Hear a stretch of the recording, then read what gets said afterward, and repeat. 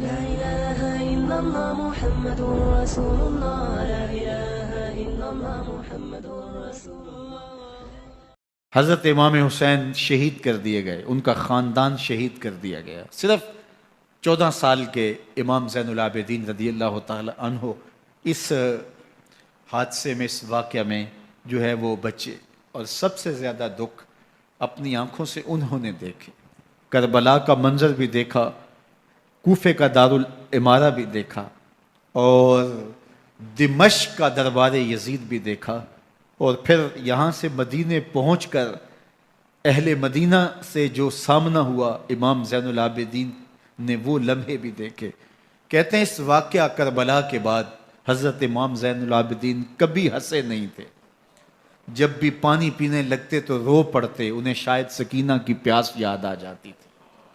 امام زین العابدین کا رنگ زرد ہو جاتا جب کربلا کی یاد آتی، اور بسا اوقات شہر سے وحشت ہونے لگتی اور دور باہر نکل جاتے اور جا کر کے وہاں خیمہ گاڑ لیتے اور مہینہ مہینہ وہاں ذکر و فکر اور عبادت میں لگے رہتے.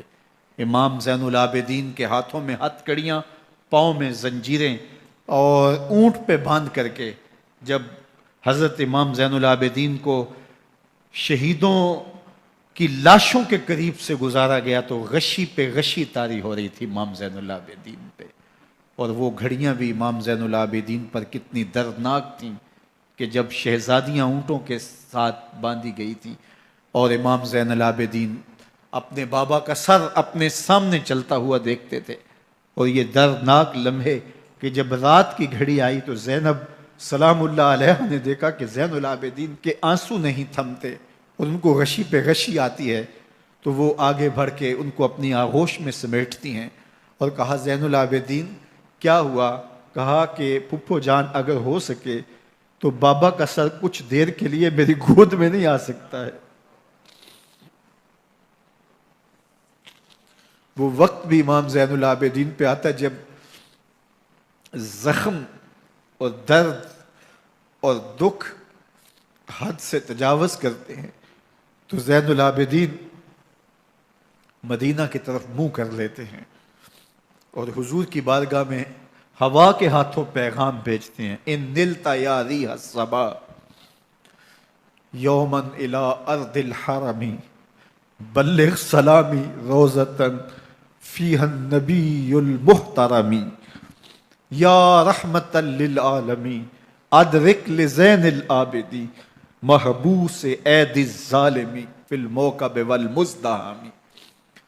امام زین العابدین نے یہ سارا دردناک منظر اپنی آنکھوں سے دیکھا اور یہ سارے دکھ سہے.